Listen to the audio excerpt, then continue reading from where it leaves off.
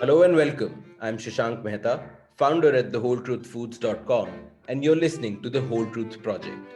In this episode, our guest expert is Ingit Anand, and Ingit will be helping us decode endurance training. Ingit is a triathlete, he's a 5 times Ironman finisher and an Ironman certified coach. Let's begin. Awesome. So, Ingit, we have had a small chat, but why don't you begin by, I think the listeners would love to know Ingit a little better. How uh, he's we know that you're a triathlon coach now, a certified Hmm. coach, but Hmm. I'd love for the listeners to know how you started and how you ended up getting into endurance sports. I think I should start right from the school, uh, because being in the school, I was into the track and field. I was mainly into the 100 meter, 200 meter, and long jump. Long jump because the number of participants were less, so I could get the podium very easily. But anyways, I was into the athletics right from the school. And after passing out from school, I had a goal to join an Indian Army, and I started gym right after passing out from 12th. And since then, I realized that fitness is an important part of life. It's something I figured out during those days, like the way we brush our teeth daily. The same way fitness had to be in the lifestyle. Every day we spend around roughly 2 minutes to brush our teeth. And if I say our teeth are just maybe 1% of our body, then you can calculate how much time do we need to invest on the fitness. So from that time, I started with the gym in the college, of course, hostel life on and off, and then in the masters, I got very regular with the gym. And when I joined the job in Mumbai, the life in Mumbai is quite hard to juggle with time. So, but still, I continued with my gym. I remember when I was in masters, I had a dream when I saw a guy in the gym who was running on a treadmill for 45 minutes, and I was like, how can someone run on treadmill for 45 minutes? 45 minutes on a belt, which is making you run. And I was like, this is something. This is something. And back in those days in the gym, we were used to be on treadmill only for 5 minutes just to warm up and all. So somewhere in the mind, I had a goal of running long, whether it could be 45 minutes or 50 minutes. That's all. In 2011 or 10, I read an article. I was working with KPMG then. I read an article about Milind Soman running from Mumbai to Delhi. It was some NDTV Greenathon or something like that. And I was just lost in a moment that how can someone run from one city to another city? I mean, I am thinking about 45 minutes as a goal, and the guy is running from one city to another city, 1500 kilometers in some 30 days. And that's when I decided to try the long distance running. So I can say from 2011 I started participating in half marathon without any training, had no clue what is hydration, what is nutrition, what is the pre-race day, post-race day, and I just went for a first half marathon and did in some 2 hours 38 minutes, something like that. I was quite happy, but I had no idea that next day I will not be able to go to office. And exactly that happened. I took a leave. I said, "This is a very a sport that drains a lot of energy." And so from 2011, I started into the endurance sports. In 2015 till 2015, I've done couple of half marathons, and it was more of let's planning a small vacation, going to Nashik for a run, and then exploring a place like that. Not a serious kind of running, and I was very happy with the half marathon. Full marathon was I could not dream of full marathon because half was enough for me to take the load. And in 2014 or 15, I did my first full marathon. By the time I reached the finish line, the entire setup was winding up. There was no medal. Medal counter was also wound up. I remember it was in Ahmedabad in 2014. And in 2015, I met a lady called Kimberly, and I read that she's an Ironman, and I googled what is Ironman. And when I read about Ironman, 3.8 kilometer swim, one it first of all 3.8 kilometer swim. That was first time I heard of swimming kilometer. Before that, I have always heard of swim in 50 meters, 100 meters, 200 meters, but never kilometer. Then 180 kilometer bike and 42.2 kilometer full marathon run. And I thought this is not meant for human being. I mean, this is really something which is I could not, I could not digest that a human being can do this much. And from then, a seed was there in the back of the mind and subconscious mind that something I need to do something like this. And the reason I wanted to do an Ironman back then, it was a dream. It was not even a goal. The reason was it is considered to be the toughest one-day endurance race in the world, and I think this is something I should aim for. It was the other thing that I could not even swim 100 meters, and then I started training for the swimming in Ahmedabad. In 2015, I did the Chennai Triathlon, and I think Chennai Triathlon provided the good training ground for all the Indian triathletes in India.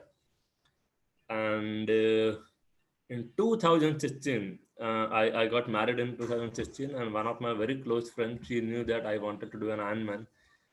I think my wife and she coordinated, and she gave me the gift, wedding gift of Ironman Malaysia, without even asking me whether Ironman Malaysia is a first timer friendly course or not. Which course should I join? And trust me, I'm sharing very honestly. I was at the immigration counter at Mumbai airport. I just opened up. Sometimes you get the spam mail about Ironman, this race. Oh, not spam mail, but information. The registration of this race is open and all that. So from 2016, I started serious into the triathlon. I did my first Ironman in November 2016. After that, in 2017, I did Ironman Italy. In 2018, I did two Ironman Philippines and Ironman Australia. 2019, I did Ironman Hamburg. So as of now, five Ironman I have done. And in 2017, I did my certification course with the Ironman University because I really like the sport. I like the sport and I enjoy the sport and I do it for myself. So that's a brief journey about how it started and now how I love triathlon, and it's an amazing sport. That's a supremely amazing journey, especially because you started like a normal guy who thought that 45 minutes on the treadmill must be so tough. And Exactly. yeah, and in your entire journey, what really interests me is that it's like climbing one hill to realize that there's a taller hill that you can climb, climbing that hill to realize that there's a taller hill that you can climb. And at every point, you keep telling me that you saw Mirin Soman running 1500 kilometers. When you did that, you saw some woman doing 4 kilometers of swimming, and how you kept crawling upwards. So Yes. my what I want to ask you is, see, most of us start onto endurance like that only, right? You wonder how can someone run 10 kilometers, Hmm. and then once you get there, you start going from there. So as someone who's just beginning to get onto endurance sports ka Hmm. treadmill, how Hmm. would you suggest someone starts? And let's touch upon all the four big things that you spoke of, which is pre, post, nutrition, hydration. How should one start, first from a mindset point of view and then from a preparation point of view? See, I mean, for a beginner, first of all, you need to get active. You know, it's not, it's something, it is a process. I think it is a process. The reason I could get into the endurance sport very well because I had a good background in the gym. I did the strength training for almost 12 years back then. So there is a, first of all, if any person who is living a sedentary lifestyle, it is very important to get active. So you have to start small. Uh, since the person who is leading a sedentary lifestyle, his body has become accustomed to the sitting on the chair or sofa or whole time not doing any activity. So it's very important to start very slow and very small. So one can start with the walking maybe 3 kilometers, 4 kilometers, then gradually after 15-20 days of walking, when your body start responding to that activity, one can incorporate jog, and then make a combination of jog and walk, and keep it either time bound or kilometer bound, but make it small, something like 15 minutes, 20 minutes, 25 minutes, 30 minutes, and go up to 1 hour. Make a combination of jog, walk, get comfortable. When you are going out for running or jogging, carry water initially so that you can hydrate yourself. So it's very important to start small. The first thing is get active. Once you get active, start with 15 minutes, only 15 minutes. And in 3 months, you should target about 1 hour of 1 hour of an endurance activity. It could be jogging combined with walk, or maybe slow run. That way, your body will be able to adopt the change without creating any injury. That's very important. And if now today, I mean, probably in every town of India, there is a running community. Okay, join them. Join them. You will interact with a lot of like-minded people. Everyone started from scratch. Everyone started from 0 kilometers, so they can share a good input about how to build up the volume, how to build up the intensity, which are the good and safe running route, which is very important in our country. And you will other point, you will make a new social circle. It gives you a very new way of the life. So I think for a beginner, start small, make realistic goal, and once you achieve something like 1 hour, 1.5 hour, figure out your goal, whether you enjoy running or not. If you enjoy running, figure out your goal, what you want to do. You want to do a half marathon, in what time frame? 6 months, 1 year, and do a structured training. It will help a lot. If somebody who does a structured training to reach point A, if the structured training will help you to reach point A in 6 months. If you train randomly, you may take 1 year to 1.5 year to reach that point when I'm talking about timing. So if somebody who wants to run the half marathon in 2 hours or 2 hours 15 minutes, and if you have a good base like you are comfortable with the 10 kilometer jogging or running with the walk break, if you do a structured training for 6 months, you can definitely do half marathon in 2 hours 15 minutes or 2 hours 30 minutes.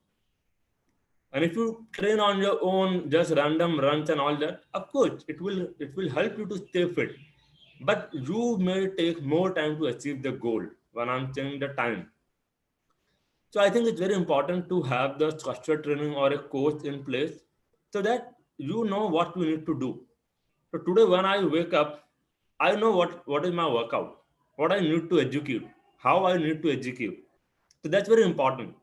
Everyone needs a direction in life, whether it is a profession. And same way, the endurance sport is like this only. You need some guidance, some structure to follow. So, if I may ask, Ingrid, that Mm, when all of us start running, and we were mm, talking about this before the cast, is mm.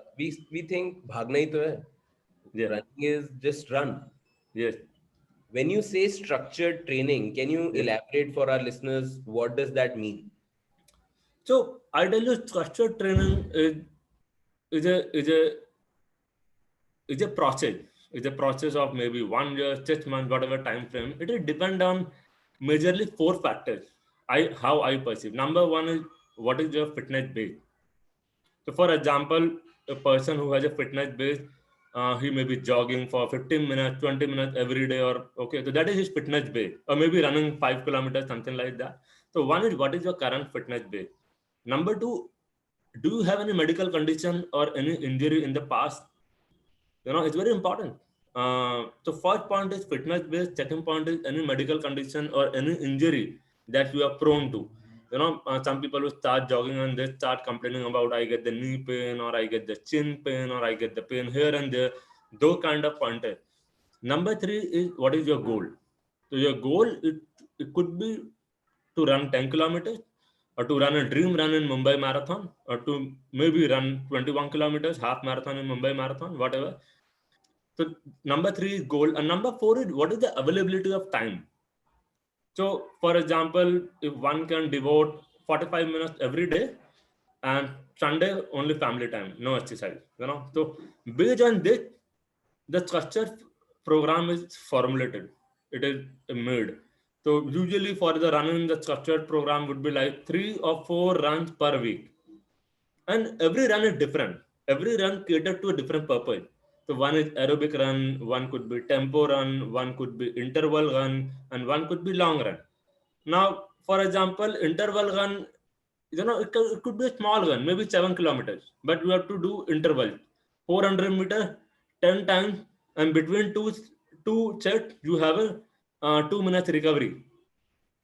Tempo run is something which is faster than aerobic, but slower than race pace. Easy run means you just have to add the mileage, just enjoy the run. Fourth could be endurance run, long run that we do on weekend. So when you have this kind of guidance, when you have this kind of schedule, it helps you to reach a certain point, whether it is to achieve a good timing or to achieve a good distance without any injury. Got it. Got it. And So uh, what I find very interesting is, when I started running, I was one of those that hates running. I've just got to shut up, pucker up, and run. yes, And I used to think it's about the legs, yes, right? That's the muscle being used. Everything else is a waste. Just run, right? Now, when I hear you that you do, these four kinds of runs, there are aerobic runs, interval runs, long runs where you add mileage, etc. hmm, Uh, I understand that there are different parts of the body and yes, then eventually different parts of the mind that you're yes. trying to train. So, can you elaborate on that? That how running and endurance overall, Hmm, including long distance running, which is where most of us start generally, hmm. is a full body sport and a mind sport. Yeah, so I tell you, I would like to touch upon the biomechanics also. Since you have mentioned about, so in a structured training, for example, like if I'm training any runner, so I just ask them or I just check their form, how they are running.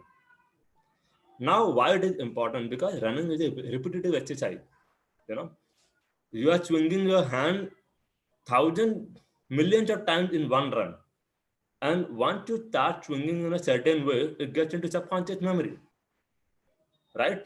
So it's very important to learn the and understand and implement the technique right from initial, because any activity which is repetitive like running, swimming, cycling, once your body is habituated to certain movement, whether it is swinging of hand like this or this, it's very difficult to correct it later on because your body has been used to that. You might be seeing a lot of people, someone is running with the head up, someone is running with the head down, hand crisscrossing from the center line of the body. So it's very important to understand. When I started running, I thought running is just running, get up, lace up, run. That's all. But no, it's a whole body exercise. It's a very high impact exercise. One need to understand. That is the reason I always say once somebody starts fresh or after a hiatus of maybe 10 years, one had to take very slowly because your body will take time to respond. So it's very important to understand the biomechanics. The running form is very, very important.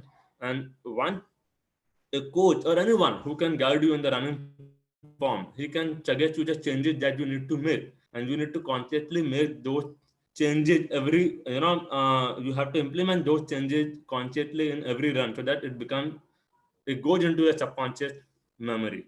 Okay. So this is the biomechanics of the run. The form is very, very important. Form technique. We have discussed about different kind of run. Now coming to the physical and mental, as you said, I think endurance sport is more of a mental game. It's physical. I would say it's just 10% physical, 90% mental. But having said 10%, that means you are trained enough for that distance. And how you execute that, it is on the mental level. you know so it's a constant battle between the mind and you.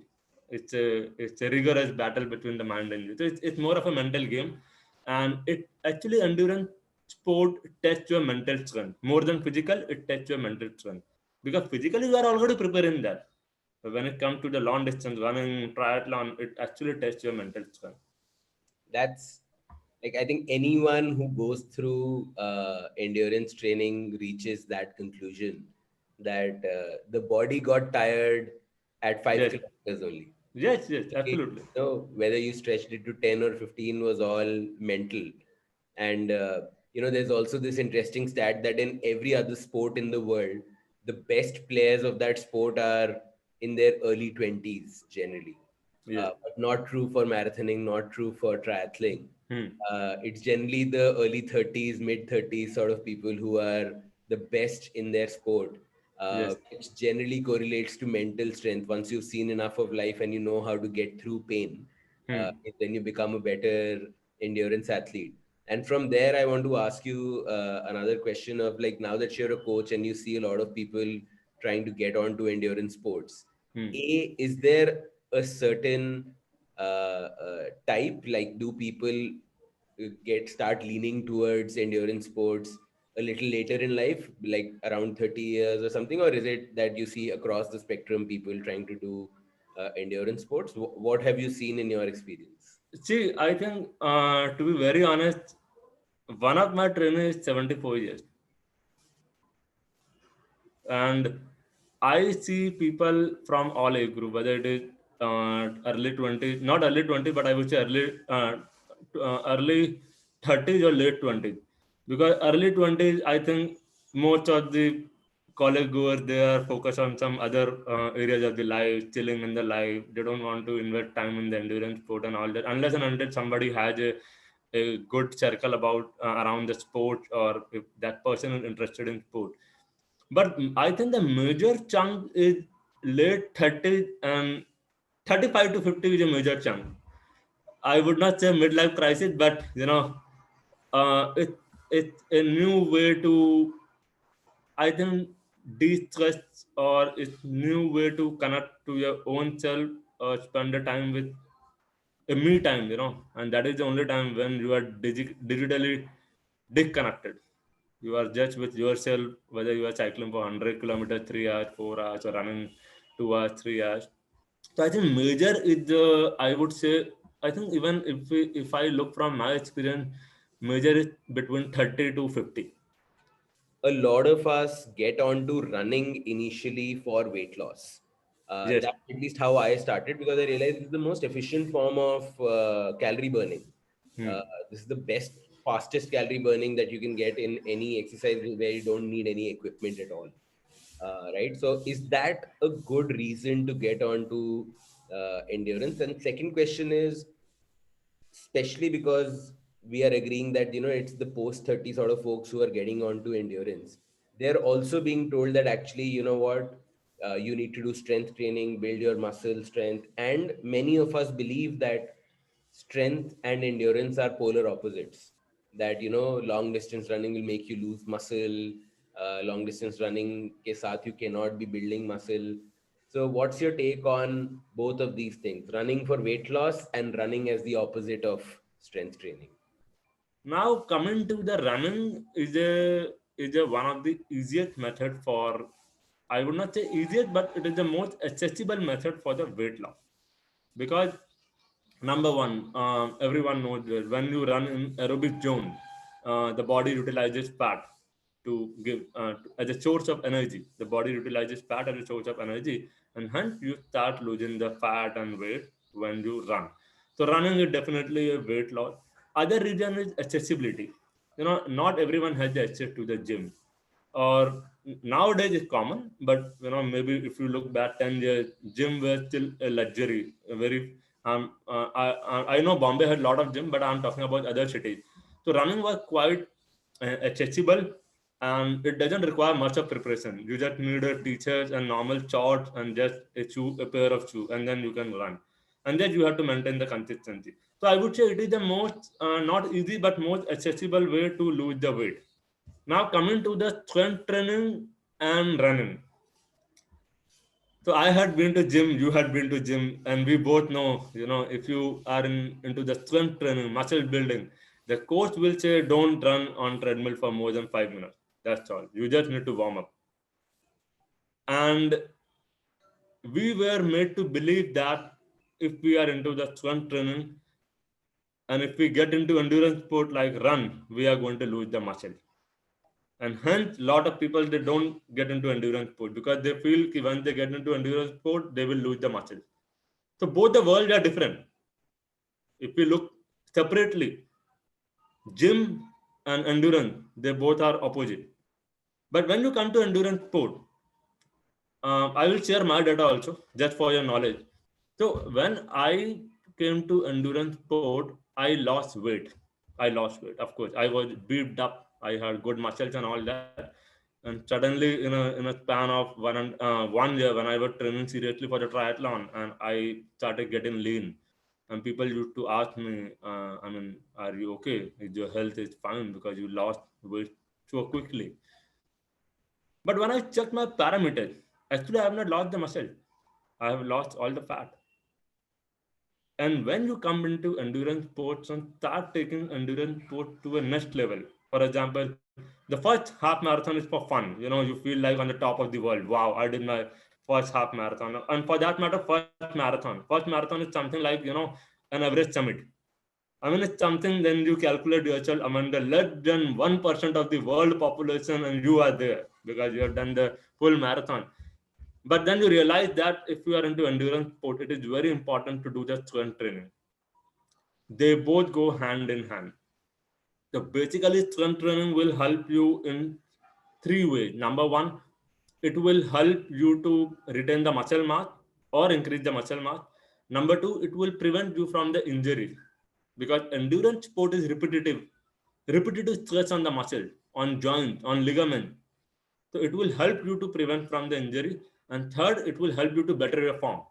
If you have a good core, it can help you to better your form, whether it is running, cycling, and swimming. From November 2019 to December 2020, I think in the first half I have trained rigorously. I used to do my long runs like 30 kilometers, 35, 38. My cycling was used to be like 6 or 7 hours on Sunday. You, I'm telling you my parameters. I have lost 3 kg weight, 65 to 62. I have gained muscle percentage by more than 2% in every area, and I have lost fat. Wow. And what does your, at this level of training, what does your diet look like? And I will come to the diet, but I want to point out that how Shashank has inspired me to get into intermittent fasting. And I think if something good has happened with me in 2020 is that I have adopted intermittent fasting as a way of life. Of course, my fasting time and eating window are different. Rather than 16-8, I follow 14 to 15 and 9 to 10, something like that, because that suits my schedule. So currently, my routine looks like I eat my first meal at somewhere around 10:30, and I eat a lot of fruit. I have one hot dish, maybe like poha, idli, something like that, and I have a plant-based protein drink, or it's quite simple. That's all. Sometimes I have the plant-based protein drink. Sometimes I have trout and anything which is high in protein. After that, I have my lunch at around 1:30. Between that, I just have some water and everything. I have my lunch at around 1:30. It is a big bowl of salad with lot of tofu and seeds and some dry fruits. I don't eat roti. I don't consume wheat. That is my personal preference because my gut feels happy without wheat. So I consume a lot of rice. And then around around 5 o'clock, I have some maybe a handful of dry fruit, or maybe some fruit like banana or something like that. And in the dinner, I prefer soup or khichdi along with sometimes I have tofu, sometimes I have hummus or something like that. Once in a Amazing. while, I consume maybe twice or thrice a month when I have really long workout. I consume protein shake. That is again plant-based protein shake. That's all. So it's very simple diet. It is more oriented towards the plant-based sources. Wow. So, two big takeaways for me from there. First of all, I'm so happy that we could, click something in your mind that you tried IF. And I'm amazed that someone who's at your level of endurance training is doing intermittent fasting and yet not losing muscle. I think that's a amazing Yes. data point which I would not have guessed. In fact, you have just opened up a mental block in my head, because I used to think that at that level of endurance, perhaps fasting wouldn't work. Although I know of many triathletes who actually do intermittent fasting, because at that level of endurance training, your glycogen stores cannot sustain you. You have to keto adapt your body. You have to get your body into a fat adapted state. Hmm. So logically, it used to make sense, but unless you hear an example of someone doing it that you feel very scared. So that's amazing to know.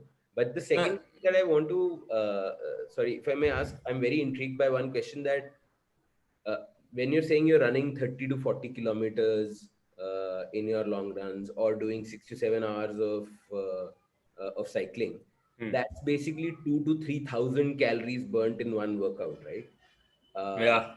yeah. Yeah. Uh, do you, from a calorie intake point of view, do you think about it that you need to now compensate for that much calories, or that's not a consideration for you at all? Um, I'll be very honest. To be very honest, I have never calculated the calories. I'm not that data fanatic, but I've never calculated that 6 7 hours of cycling would burn this much calories, 4 hours of running would this much burn. I just simply when I complete my workout, I eat like, I eat a really good meal. I eat like maybe half papaya, three bananas, another fruit. Then I have a big bowl of salad or whatever my wife makes. She's a nutritionist, and of course, I tell you, we both started intermittent fasting together during the lockdown. I think in the March, and 3 months we experimented. Every month we checked our data. Every month, what is the fat loss? What is the muscle loss? Whether of course we lost the weight, but the best part, we have not lost the muscles. We have lost only fat. And if you remember, during your session, I used to ask question, Shashank, how can uh, triathlete think about intermittent fasting as a way of life? Because our training is quite intense, and we need to eat a lot in order to Yes. recover and all. So I think now I figured out a solution that in intermittent fasting also you have to decide any window above 13 to 14 hours is very good enough. So I had decided to have the window of 14 to 15 hours of fasting and then rest of the time eating. Um, Coming to your question was, I just need to recall what was your question in this. Do you look at calories in, calories out, because you're Yeah, working so with I this don't, I topic? don't, I don't look at the calorie, whatever calorie I burn after I come back from long run or long bike. I know my table is ready for the food, and I just eat as much as I can. And I listen to my body. My body tells me, okay, now it is full, and yeah. But at the same time, I keep an eye on what I eat. So I have a simple belief that if you are clean eating, if you are clean eating and if you are eating a nutrient dense food, probably you don't have to get so much into the calorie counting and all that.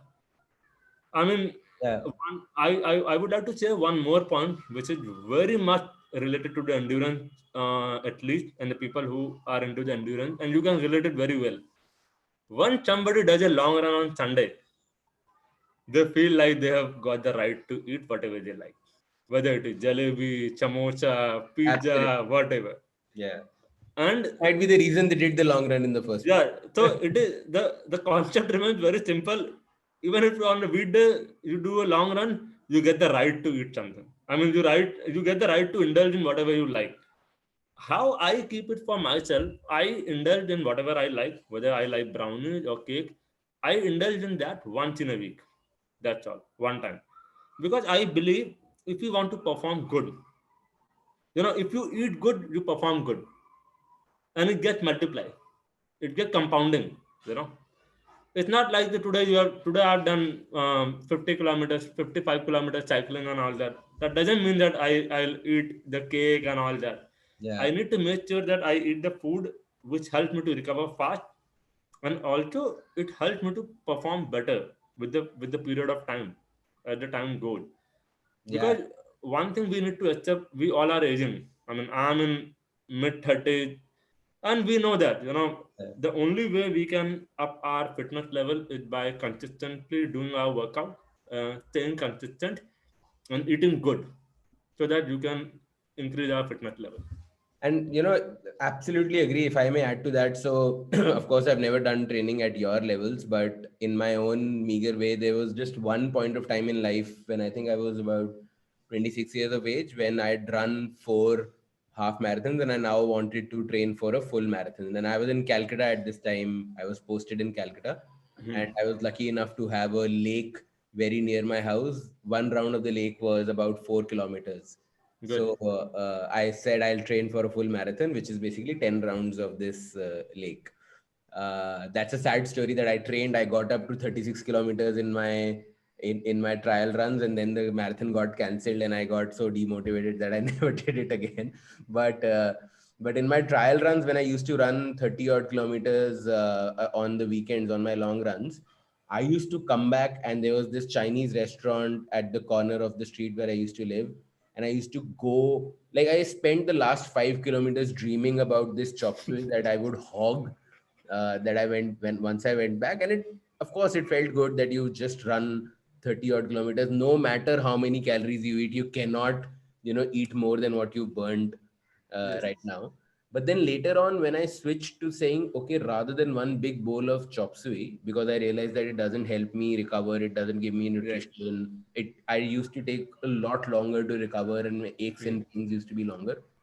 I said, let's try and eat 2 to 3 bowls of the salad that I love, and put all the nuts and all the berries Hmm. and all the feta cheese that I used to love but were very calorie dense. And the feeling, the euphoric feeling of the end of a run only gets multiplied when you top it off with healthy food that you can eat to your heart's content. So, Hmm. to anyone out there who is feeling that, I'll do a long run and then have samosa jalebi, just give healthy food a shot and eat to your heart's content. Hmm. The euphoria will get multiplied. Like, you'll love how you feel at the end of it. Awesome. Let's come back now, Ingrid, to, let's say I'm a 35-year-old who generally runs at best 2 to 3 kilometers on a treadmill in a gym, and now I want to get into long distance running and eventually into maybe triathlons. But let's say I'm going to start off with long distance running. Hmm. uh, what are the 2 3 quick things that I need to do? From a, like, do I need to buy some specialized shoes from an equipment lens, or good, a good t-shirt and shorts? From a hydration and nutrition lens, what do I need to prep for to get started? So before I give a quick guideline about the question, of course it's going to be a long answer, but you did a nice 10K run. I mean, I know you are being humble, but you did a nice 10K run. Just 3 days back, I saw you did a very good 10K run after such a long break. You could do in 1 hour, just 7 minutes. That's good. That means your fitness level is in the endurance sport is still very very good. So if you aim to get into the endurance sport, whether increasing your running mileage or eventually getting into triathlon, so the first thing I would say, follow a structured program. If you are comfortable to work with a coach, figure out a good coach who have a good connect with you, and start following the structured program, whether it is for full marathon, half iron distance, or an Ironman triathlon. Okay, the guidelines remain pretty same. Number two, the first thing, the consistency. You know, you do 10K, good, but next day or maybe after 3 days again you are not doing anything. The 10K is gone. So it's like every day you have to work. Okay. So the first thing, get a structured training program and follow that, or get a coach who can design a structured training program. Number two, start putting a focus on the nutrition. Now one had to revamp. What do you eat in a day? If you have a nutritionist or dietitian, otherwise I think you have a pretty good knowledge about the food from your own journey, because you had been through the transformation. So you know what food you should eat. And again, we have to revamp what we need to eat in a day and how should we plan our meal. Number three, you have to make a hydration and nutrition strategy. So when I say hydration and nutrition strategy, it is a strategy that will be during the training hour. So suppose if you are running for 1 hour, what is your nutrition? What is your hydration strategy? The hydration strategy could be I need to take water or electrolyte every 10 to 15 minutes. Now I tell you one important point. Why I'm putting this point. I come across a lot of trainers and a lot of people. I ask them, how often do you take the water? I said I take the water at 4 kilometer mark. I take the water at 5 kilometer mark. Mega 5 kilometer in Ahmedabad and 5 kilometer in Mount Abu, two different things. So cut down kilometers. You need to put a time. So you can have, so you have to formulate number one hydration strategy. So every 10 to 15 minutes, I'll have one sip of water. If you are doing a small run or small bike, but if you are doing anything beyond 1 hour, I would suggest you to get the electrolyte, because when you run, you sweat. When you sweat, you lose the salt, mineral, everything from the body. Now, water will replenish only the water, the thirst, while electrolyte will replenish the thirst as well as it will restore the minerals and salt that you lose in the sweat. So, it is very important to have the electrolyte in your training. So, you need to have the hydration strategy. Second, you need to have the nutrition strategy. For 1 hour, it's fine. You can run without having any food. But if you are running longer, you need to plan your nutrition. Whatever you are comfortable with, whether you can have the natural source or you can have the uh, manufactured source. So natural source means you can have the date, you can have anjeer or something like at every. The general tendency is every 40 to 45 minutes have something. if you are if you are going for cycling, for example, like I do 6 to 7 hours of cycling, I cannot carry so many bananas, so I have to rely on gel. So Yeah. that way you have to formulate based on your training phase. So first phase is base building, second is build, third is competition, fourth is pre-race, then tapering, then race, and then recovery. So based on that, depending on the training volume, one had to make the strategy for hydration and nutrition. Got it. Now, that is during the training hours, that is during the run, during the bike, during the swim. Once you finish your workout, you should have a good post recovery meal. When I say good post recovery meal, it's a balanced meal which has a carbohydrates, which has a fat, protein, everything, so that you get the quick recovery. Got Okay. it. So number one is training. Number two is nutrition, in general nutrition, and then nutrition and hydration during the workout, during the training. And third thing is, now coming to the equipment, apparel, gadget, it's a very big world, especially in the triathlon. I tell you one interesting thing. After second Ironman, I realized somebody told me in Italy, dude, the triathlon is like a golf. I said, yeah, you are right. I mean, we have been investing so much of money. So triathlon is like a golf of endurance sport. It's of course one needs to it involves a good amount of finances, because for example, if you are for your question was you are a beginner and you want to go for a triathlon, so I would say get a good running shoes. If you are not sure about your feet, at least you can check out whether you have a flat feet or the arch or something. If you have a normal arch, I would say go for the neutral shoes, any neutral shoes, whether it is HS, Nike, whatever. Okay, invest in a good pair of running apparel and a running short, which should have a pocket to keep the gel and to keep a key for your car or motorcycle, whatever, and then nice running t-shirt. That's all. A cap. That's all for running. For cycling, my always I whenever my trainer, I had a trainer from all background, people who are very rich, people who are doing the job, and I mean every sort of financial background. And when they asked me ki, which bike should I buy, I have the budget of 5 lakhs. I said no, you buy a bike of 40 to 50,000. Even that would be my advice to you as well. Buy a normal medium range bike, 45 to 50, 40 to 50,000, and if you can get a second hand bike, well, that is the best thing. If from a trustworthy source, if you can get a second hand bike for 30 to 40,000, invest in that. Train in that. When I did my first Ironman, trust me, my bike was the lowest configured bike in the entire Ironman course. It is a Claric group set. From where the gear set start, Claric is the bottom most. Yeah. And when I racked my bike on the Ironman Malaysia bike rack, I could see that I mean, this is the lower grade bike in the entire rack. So I always tell people that invest in a normal road bike. Do your first triathlon. Do your first Ironman. After your first Ironman, your decision, you will get the clarity about life, whether you enjoy this sport or not.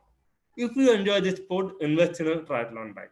For the swimming, nothing, just nice costume, which is available at Decathlon, any costume, swimming goggle and cap.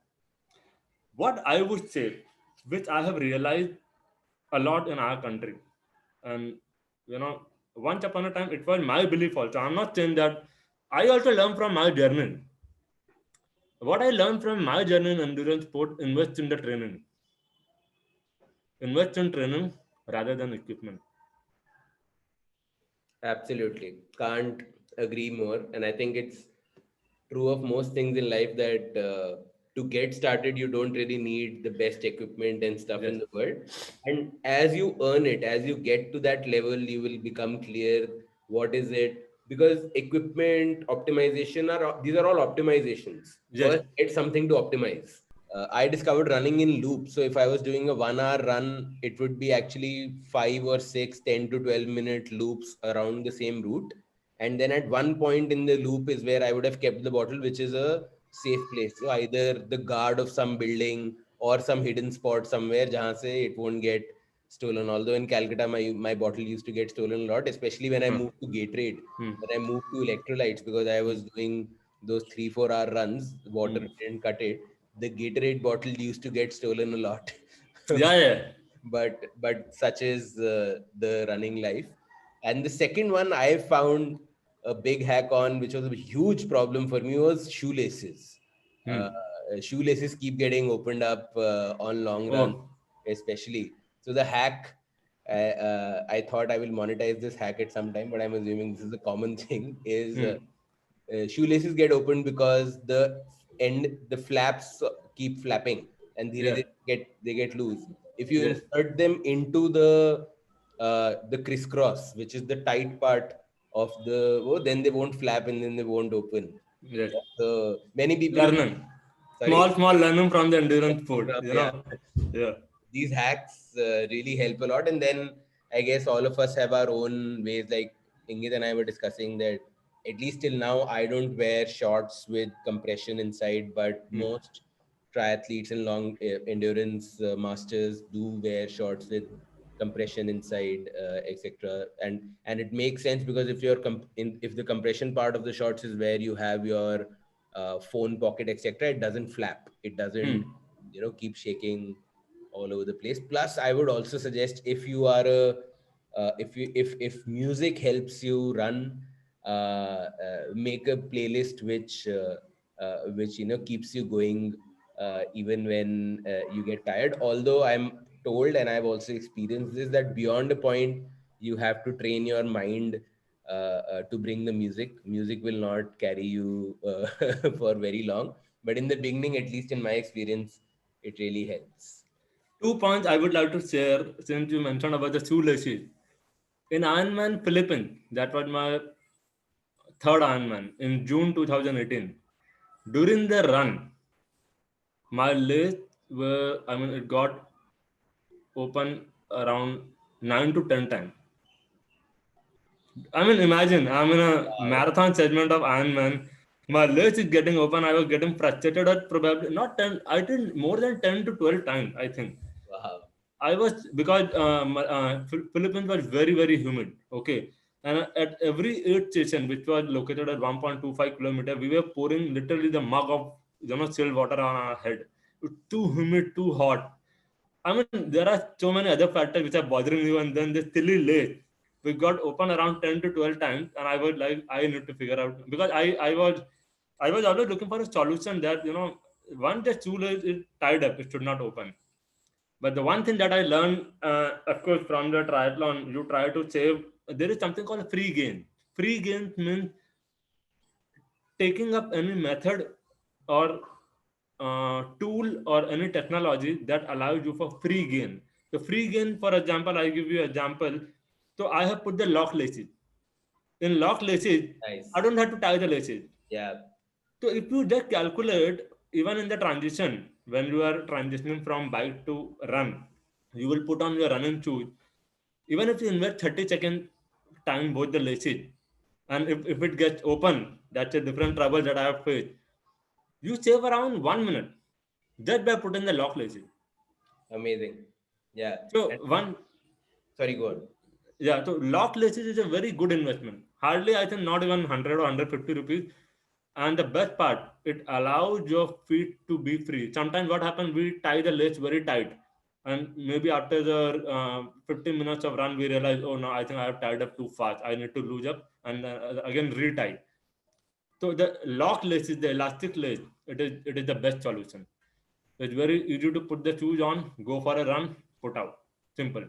Yeah, absolutely. So Yeah. And it's amazing to know that as a triathlete, you did this once you were troubled in a full triathlon. So again, goes back to the point that, equipment hacks won't get you to the triathlon. Once you get there, well, you will find your own hacks along the way, but don't wait for the perfect start that, oh, I don't have lock laces yet, so I won't. yes, absolutely. I mean, I bought the lot. I mean, though it is just 100 rupees, Yeah. but sometimes you learn. You Yeah. learn in a big way. You are in a marathon. Your legs is getting open 10 times. That too in Ironman Philippines, hot and humid race. You are frustrated. Another silly frustration is adding to your. And then I realized I should invest in the lock leg, and it has really saved my life. So that's one thing. Another thing you mentioned about the loop. I want to tell a very good point. If you have a workout like 20 kilometers run, of course it looks big. But if I say you go 1 kilometer, come back 1 kilometer, do it 10 times, the number has suddenly reduced to half psychologically. So when I do the long run, last weekend, I did 30-kilometer run. I did 3 kilometer loop 10 times. So it makes mentally very easy. So I have a one chai wala who is a friend of mine. I mean, because he see me running every day, so he say hi, hello, good morning. I say you take care of my bottle. I'll put my bottle and gel here, and I'll run free because I don't like to run with the bottle for a long distance. Sometimes water doesn't fill, but the water. I mean, when the volume of the water gets low, it just bother you. Water is going up and down, up and down. So it's better to keep the chipper. So when there is a long run, I would always suggest do a small loop. Psychologically, it becomes easy.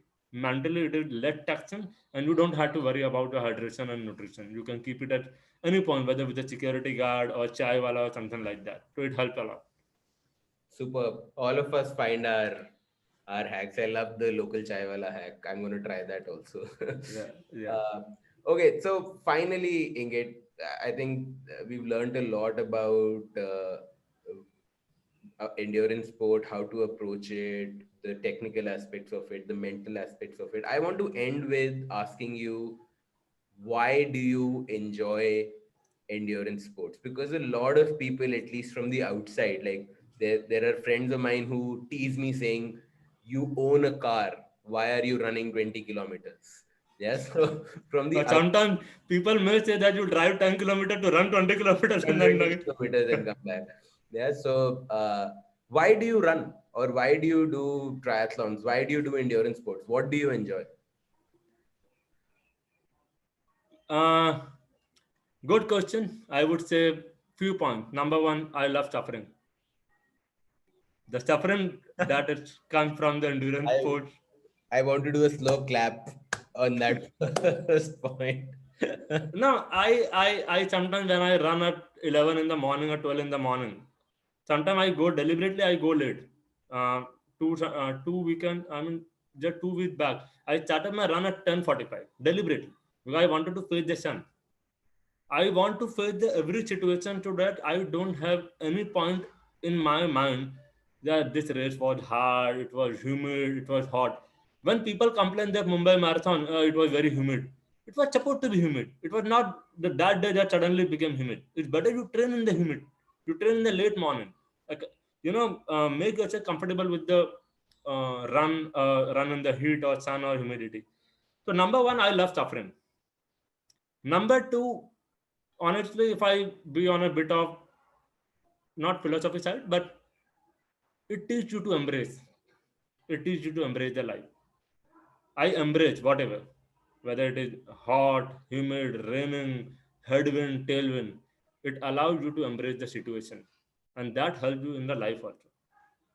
It allows you to embrace the challenges and get over it. Number three, the most important thing now I realize, it is the time that I get with myself. I mean, today it's very difficult to stay disconnected from the phone, even if you want to, but you are dependent on so many things that you have to take the phone. So I think that is the time that you can spend with yourself. Fourth, it allows me to eat something that I love, and I can eat in plenty. Superb. I can't state those reasons better, and I just hence want to add to your third point that it's only long distance running in my case. I haven't done swimming and cycling yet. That makes me lose myself. Like after a certain point, I forget everything in the world because this repetitive motion of just putting one step after the other and running in a loop, I just forget everything. I'm just in the moment running. Yes. Very, very few things in modern day life that get me into that zone, and I love that about endurance running. So thank you so much, Ingrid, for joining us today. Great.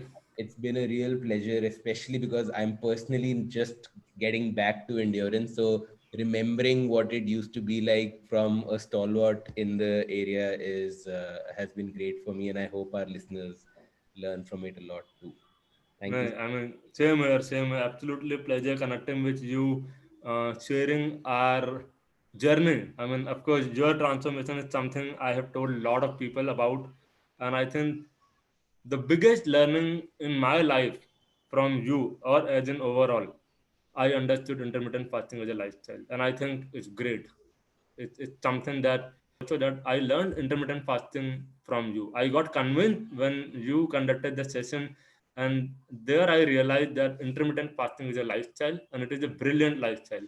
It is something that will help you to lead the life in the most easiest way towards the fitness and health when it comes to the nutrition part. Awesome. I'm so happy to be of help. And with that, I shall stop. If you start loving suffering, then nothing in life can make you unhappy. Thanks for that lesson, Ingit. If you like this episode, don't forget to hit like and subscribe to our channel so we can continue making more of these. And tell us who you'd like us to host next in the comments below. Ciao for now.